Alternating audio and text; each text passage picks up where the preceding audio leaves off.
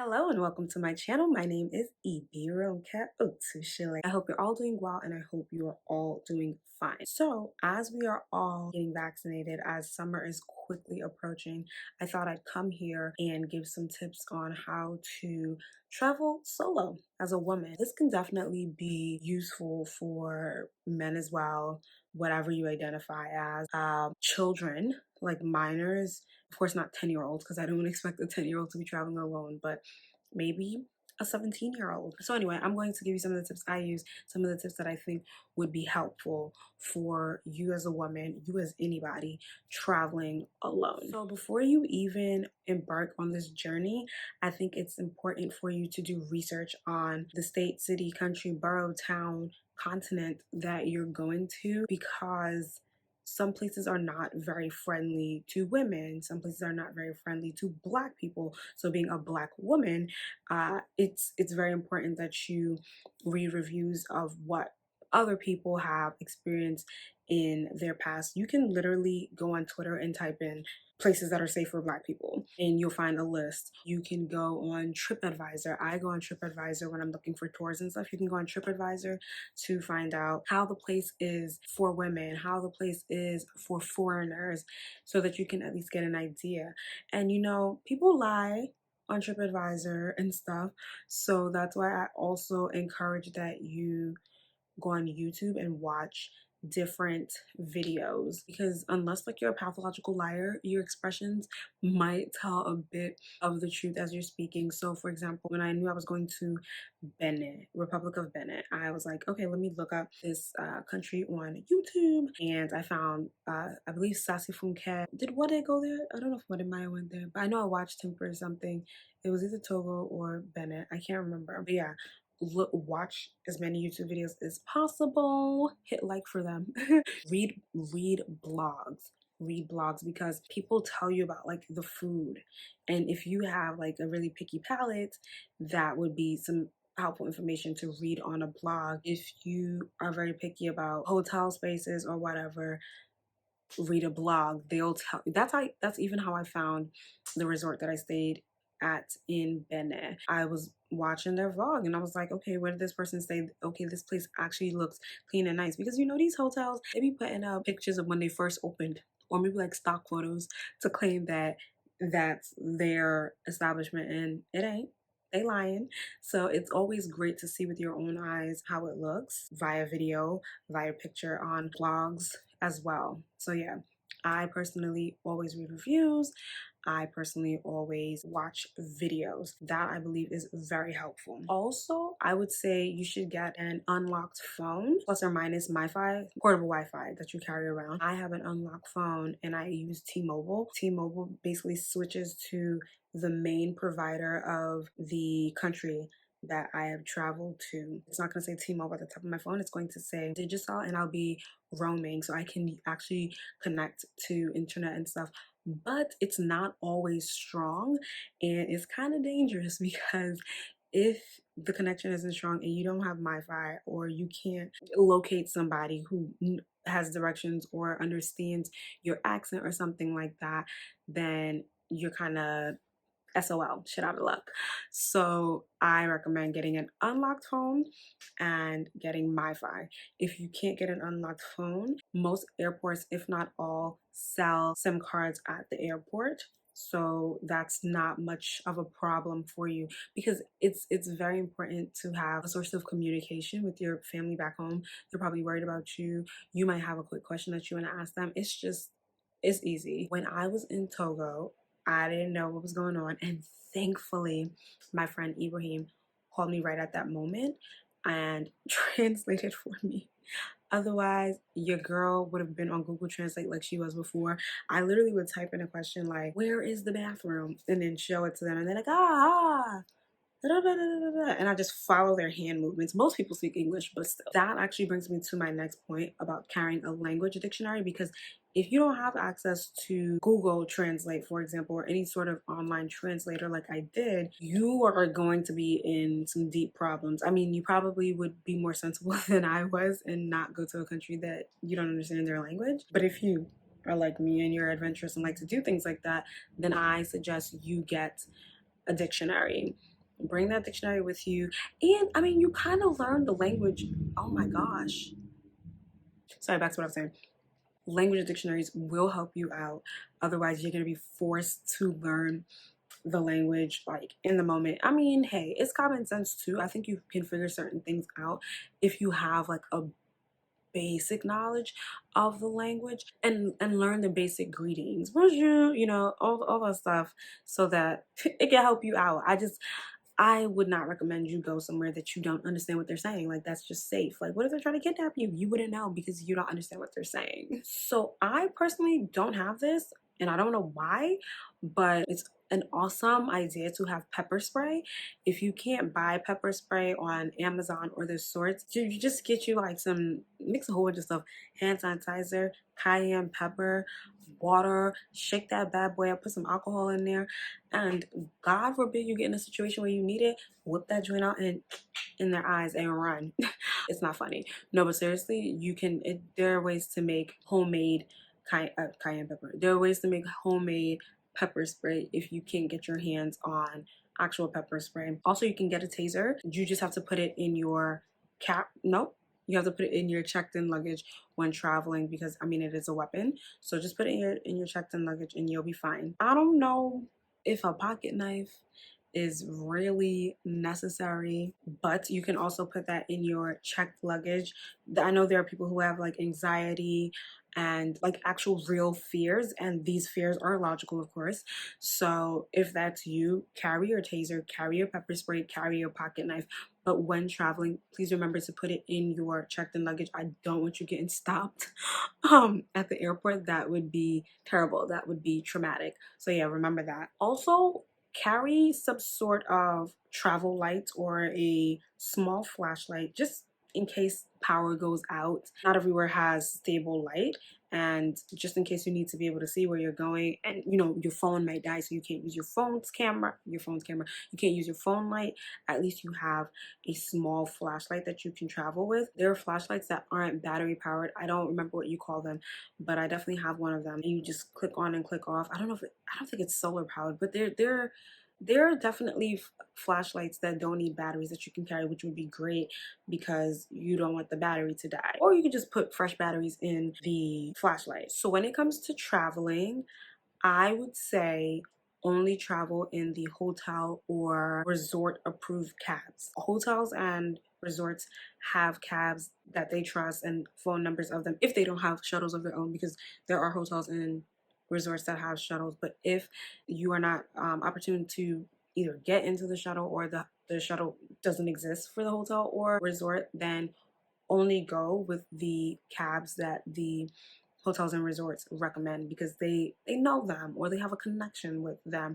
They might be more expensive than a local cab, but I mean, like, is your life not more important than that? And plus, I don't know how expensive it could be that you'd rather take some shady cab.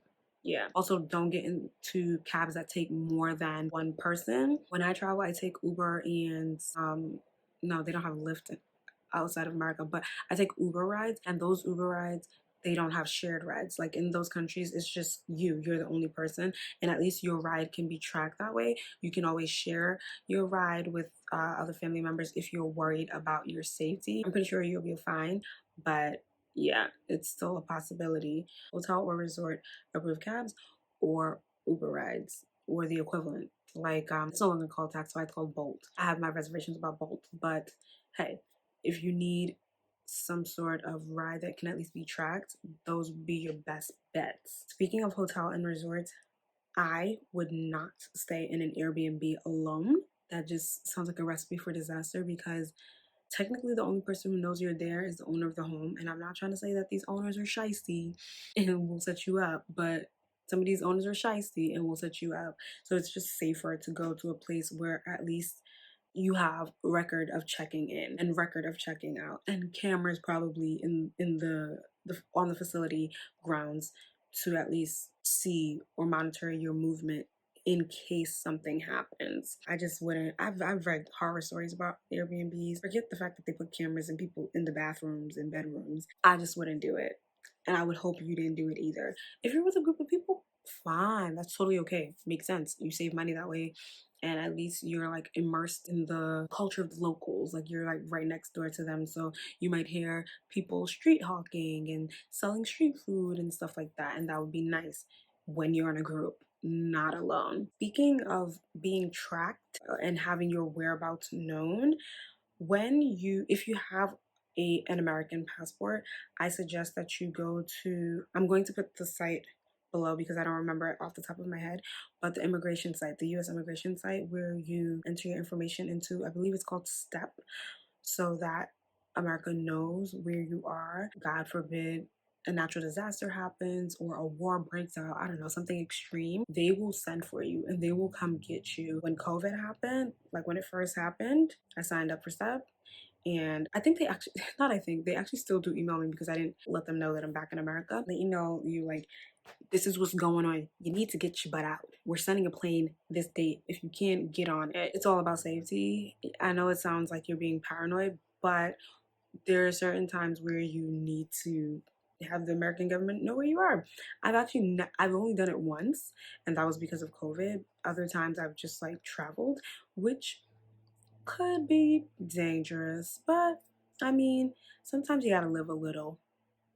Give fake names, like give fake names, like give fake names. I don't know how else to say it, and I think the reason is obvious.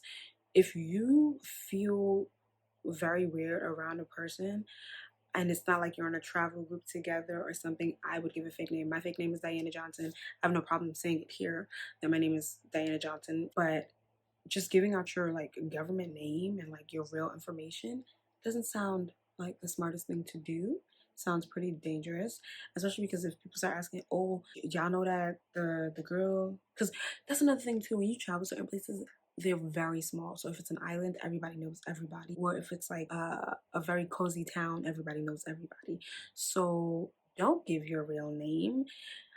Give a fake name. Don't give out your number, give a fake number. And I know women are scared. They're like, oh my God, they're gonna call me at that moment. So let me not give a fake number. That's fine.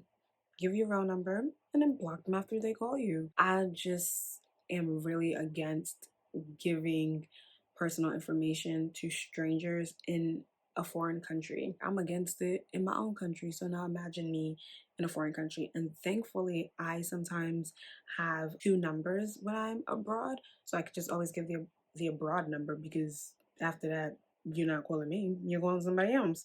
And that ain't my business. You go deal with whoever owns the number now, because it ain't me. So yeah, I just wouldn't give my real name or my real phone number just for safety purposes. And I'm sure you understand what I mean when I say that. And honestly, I think the most important of all the rules as a person traveling alone, as a woman traveling alone, is to be hyper vigilant, hyper aware, but not hyper vigilant and hyper aware to the point that you scare yourself and don't try new things. You can definitely go on tours. That's what TripAdvisor is for. That's what the hotel and resort is for, so that they can guide you on these trips so that you're not alone.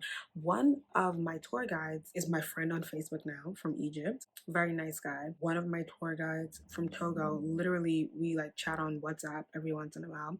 Very nice guy. By the way, most of them are men. I know this sounds like scary because it's like, okay, you just said be wary of them. I did. But the thing is, if they work for reputable companies, you most likely don't have to worry, because they are more so worried about reviews than they are about trying to harass you. If anything, I feel like they protect you more than anything. Go with reputable companies. Go with companies that have actual sites. Go with companies that have reviews on them, and make sure those reviews don't look like it's their family members that wrote it. I think you'll be good. Ladies, you'll be good. But yes, definitely be vigilant. Definitely be aware of your surroundings. If you hear anybody walking up behind you, girl, you better turn around and look them in the eyes. If you see cars driving really close, read the license plate number. I do believe some people are scared when they notice, like, oh my God, this girl, she's actually being observant, and they don't catch you unaware. I would also say dress like the locals, in the sense that, like, if you have style and stuff, I'm not saying locals don't have style, still, dress up and everything, but dress similar to the locals. When I was in Dubai, for example, I would not be wearing bum shorts. because that's just not how most of the women dress there. Like, why call attention to yourself? If that's how you want to dress, that's totally fine. But I, as a solo traveler, would not go to Abu Dhabi or Dubai and have my cheeks out, because that's just not how they dress there. Like, when in Rome, do as the Romans do.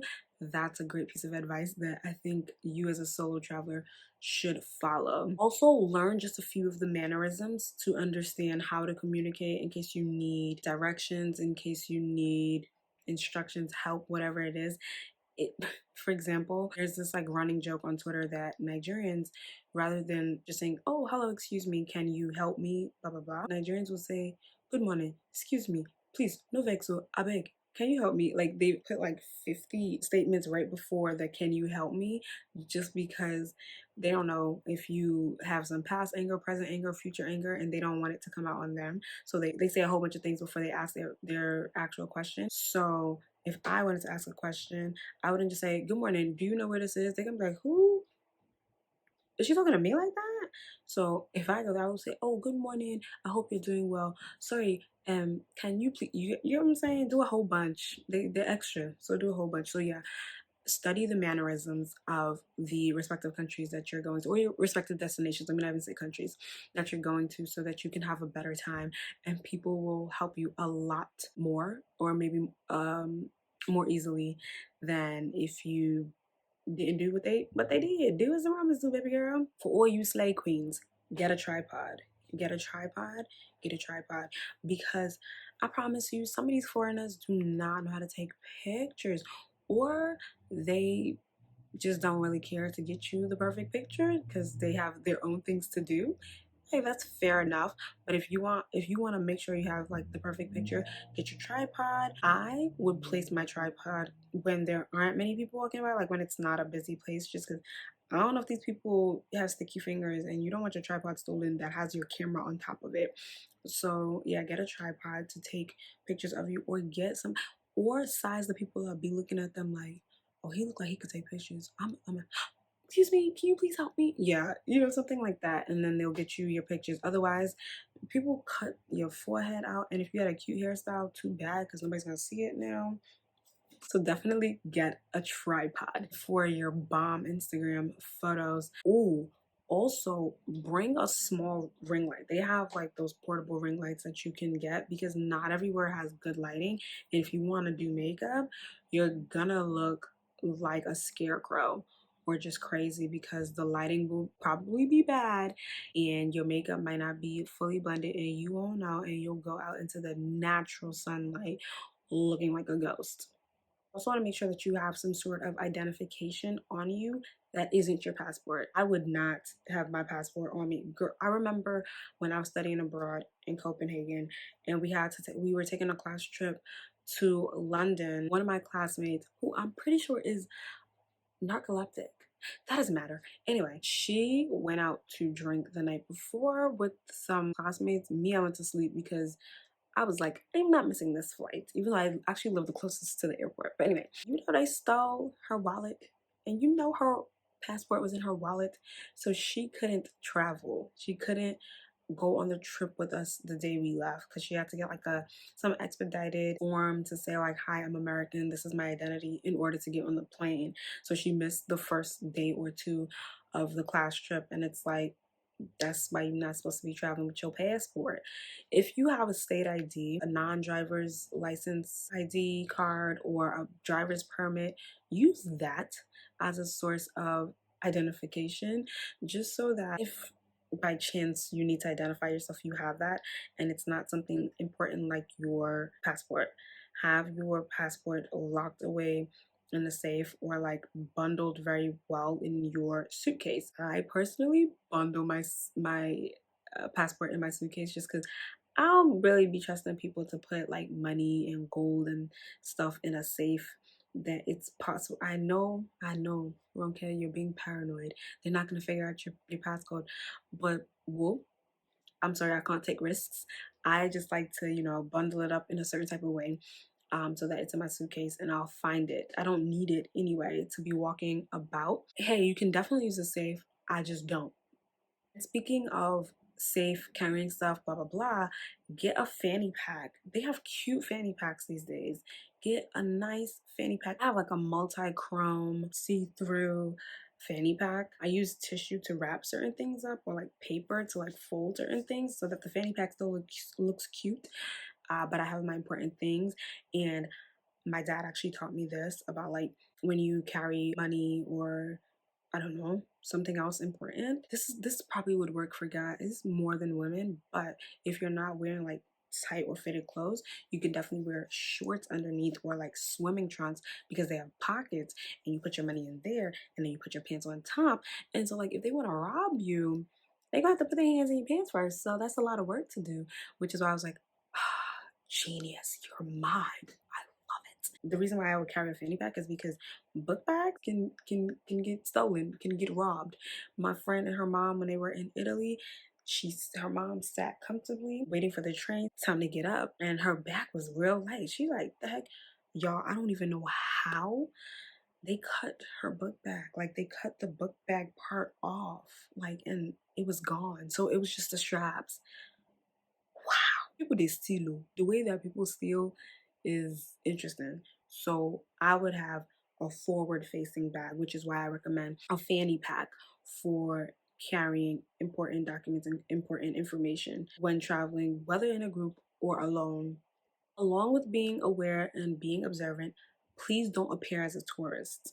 That kind of goes with my point about like dressing like them as well. But like, just look confident. Look like you own the place. Look like you know where you're going. Even if you don't know where you're going, walk around that block 10 times before you can find somebody that has a cool face. When you ask them the question of like, where is this? You say, hi, do you know where this pub is? I'd like to meet my boyfriend. Or, do you know where this museum is? I'm going to meet my friend. So that you don't appear alone, so that you don't appear scared. This is all about appearances. You have to act like you know what you're doing and you own this place. Please just follow these directions. I promise. This way you're not a target. Like, you don't want to stick out like a sore thumb. For this point, I would say this applies if you are not being picked up by a shuttle or a cab that you booked ahead of time. So I actually book my cabs ahead of time because I'm like, I don't want to be stranded. If I don't know this place, I don't want to be stranded. So I can leave an airport at 5 a.m. because I have booked a cab. But if you didn't do that, make sure that your arrival time is during the day, or wait in the airport until like day breaks. It's just not safe anywhere to be leaving an airport when it's black outside. When it's dark, no, don't do that. Stay inside the airport until the sun comes up, and then you can leave. Unless, of course, you have somebody waiting on you to take you to your destination. When you're ready to go out, make sure you sort of memorize the directions of where you're going. Like, if you're getting on a train by yourself, or if you're walking, make sure that like you have the map sort of etched out in your head, so that you are not like having to check your phone every 5 seconds, or you're not like looking at street signs. And if you're gonna look at street signs, girl, wear some shades and be like, oh, okay. Don't make it obvious. I like to know at least the first 5 to 10 steps of where I'm going, or have it kind of etched out in my head if I'm not taking an Uber that like says it. But do not have your phone up in your face looking, or do not have your head in the map looking. Memorize, girl. That's what you went to school for, memorize. I believe most hotels and most resorts have a 24-hour help desk, but check and make sure, because you don't want to feel unprotected at any time of the day. Or if you have questions to ask, you want to be able to get up at 3 a.m. and call or walk down to the desk for help. So make sure that that exists for you. Girl, your safety, your comfortability, your everything that's going to make you feel good is the most important. It's literally paramount. Like, girl. Okay, I think I've given more than enough tips. I definitely don't want to bombard you, but these are some of the things that I do. These are some of the things that I want to do. And these are the things that I would recommend to people to do, so that they can maximally enjoy themselves. The most important point out of everything that I have to say and tell you is that you should enjoy yourself. Have fun. have fun, make memories, have a good time. Anyway, if you like this video, please remember to hit the like button for me, the thumbs up button. Give me a little subscribe, add yourself to this family, turn on the notification bell so that you can be the first person to know when I do upload. And yeah, I remain your girl, Ibiru Chalet. Bye now.